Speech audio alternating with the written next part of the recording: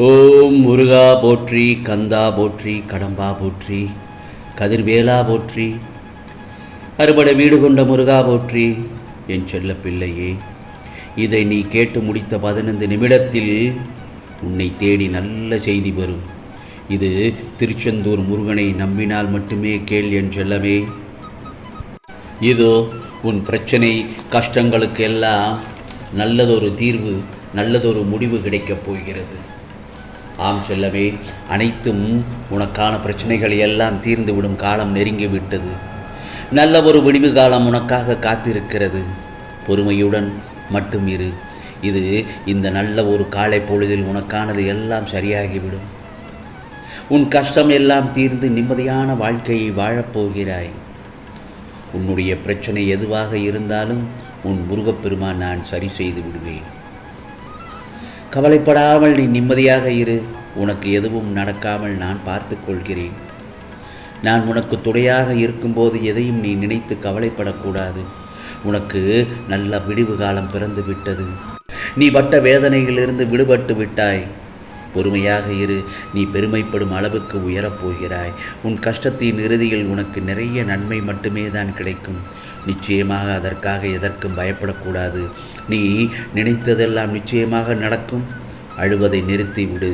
உன் முருகப்பெருமான் நான் இருக்கிறேன். உனக்கு கண்களின் இமை போல உன்னை காப்பேன். உனக்கு துணையாக நான் இருக்கிறேன். துணிந்து முடிவேடு.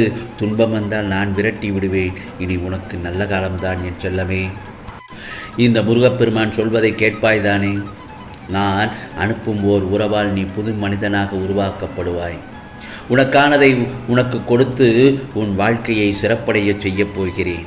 உனக்கு நாளை நிச்சயமாக ஒரு ரூபத்தில் உனக்கு இந்த முருகப்பெருமான் காட்சியளிப்பேன். நல்லது நடக்கப் போகிறது. நீ வேண்டியதை கிடைக்கப் பெறுவாய்.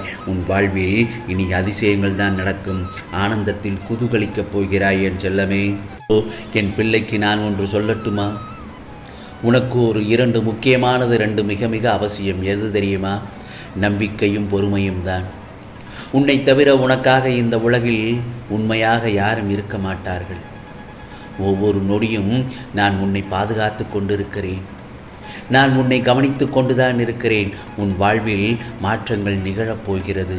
நீயோ வாழ்க்கையில் என்ன நடக்குதென்று தெரியாமல் கற்பனையில் வாழ்ந்து கொண்டேதான் இருக்கிறாய். உன் கனவையும் கற்பனையையும் இந்த முருகப்பெருமான் தவறு என்று நான் சொல்லவில்லை. ஆனால் உன் நிஜ வாழ்க்கையில் உன் கனவு நிறைவேற வேண்டும் தானே? அதற்கெல்லாம் நீ நிச்சயமாக முன்னேறுவாய்.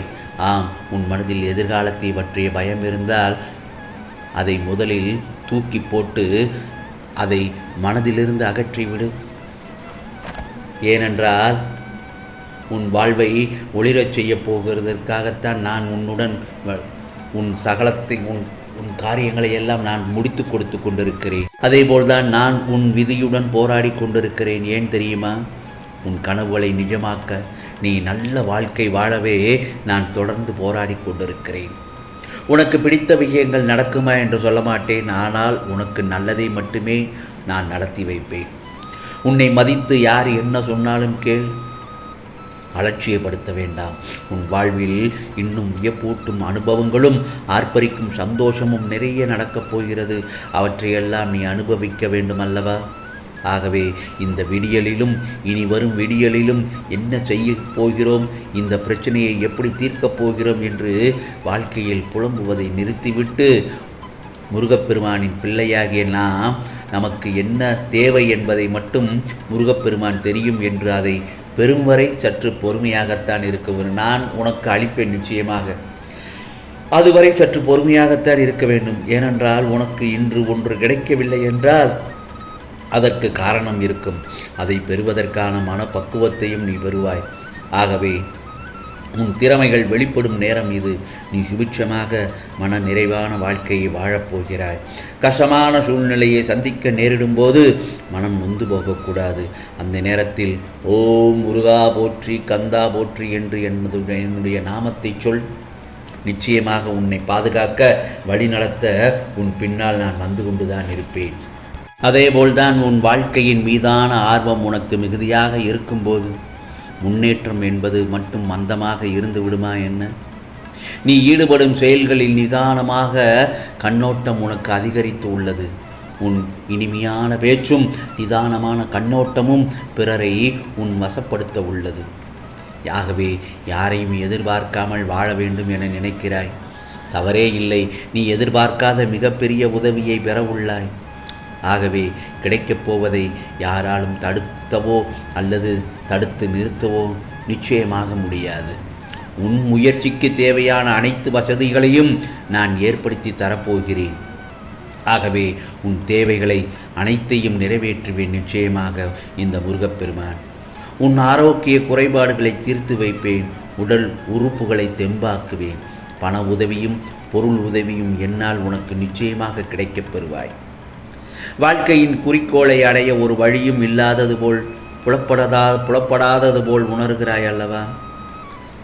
கடந்த காலம் பற்றிய கவலையோ எதிர்காலம் பற்றிய பயமோ நிகழ்காலத்திற்கு தேவையான கவனத்தை சிதறடித்து விடும். நிகழ்காலத்தை சரிவர கொண்டு செல்ல உன் மனமானது கவலைப்படாமல் உறுதியாக இருக்க வேண்டும் அல்லவா? ஆகவே உறுதியான மனம் எளிதில் பாதிக்கப்படாது. உறுதியற்ற மனம் எந்த ஒரு காரியத்தையும் முழுமையான ஈடுபாட்டுடன் செய்ய விடாது. நான் சொல்வது உனக்கு புரிகிறதா? ஆகவே தேவையில்லாத சிந்தனையையும் பயனற்ற சிந்தனையும் விட்டுவிடு. இதைத்தான் உனக்காக உதவி செய்ய நான் இருக்கிறேன். பிறகு ஏன் கவலைப்படுகிறாய்? கவலைப்பட வேண்டாம், தைரியமாக இரு. அதேபோல்தான் ஒருவர் உனக்கு நேரம் சரியில்லை என்று கூறினால் அதை கண்டும் காணாமல் விட்டுவிடு. உனக்கான நேரத்தை படைப்பவனே நான் தானே. அதை நல்லதாகவும் வெற்றியாகவும் மாற்றி அமைப்பேன். இன்பமும் துன்பமும் மாறி மாறி வந்து கொண்டுதான் இருக்கும். நீதான் இரவில் சந்திரனாகவும் பகலில் சூரியனாகவும் இருந்து வீட்டிற்கு ஒளியை அமைக்க வேண்டும். இப்போது உன் மனதில் இருக்கும் சந்தோஷம் மறைந்து விடுமா என்று யோசிக்காதே. நிச்சயம் நிலைத்திருக்கும். இனி உன் வளர்ச்சியை யாராலும் தடுக்க முடியாது. இதோ நீண்ட நாட்களாக வேண்டியதை கொடுத்து உன்னை மன மகிழ்ச்சியோடு வாழ வைப்பேன். ஆகவே மனம் போலத்தான் வாழப்போகிறாய் என் செல்லப்பிள்ளையே. நிம்மதியாக இரு. கஷ்டங்களை எல்லாம் தீர்த்து வைப்பதற்காகத்தான் இந்த முருகப்பெருமான் உனக்காக நான் அவதரித்துள்ளேன். கவலைப்படாதே. மன கஷ்டங்கள் தீர்ந்து வேண்டியது நிச்சயமாக உனக்கு கிடைக்கும். உன் கனவுகளும் ஆசைகளும் நிறைவேறும் நேரம் வந்துவிட்டது. இவற்றையெல்லாம் நீ அனுபவிக்க தயாராக இருக்க வேண்டுமா? அந்த நேரத்தில் ஏன் சோகமாக இருந்து பழையதையாகவும் எதிர்காலத்தை பற்றியும் ஏன் வீணான சிந்தனை? இப்பொழுது உள்ள காலத்தை இப்பொழுது உள்ள நேரத்தையும் இப்பொழுதுள்ள நொடியையும் நீ அனுபவிக்க தயாராக இருக்க வேண்டும். அந்த சந்தோஷத்தை அனுபவிக்க தயாராக இரு என்றுதான் உன் முருகப்பெருமான் உன்னிடம் அன்றாடி கேட்கிறேன். நான் சொல்வதையெல்லாம் சரியாக கேட்டு உன் வழி நடந்து கொள். நான் உனக்காக வழியை அமைத்து கொடுக்கிறேன். ஆம், இது முருகப்பெருமானின் சத்திய வாக்கு, அருள் வாக்கு. ஓம் சரவண பவ, ஓம் சரவண பவ, ஓம் சரவண பவ.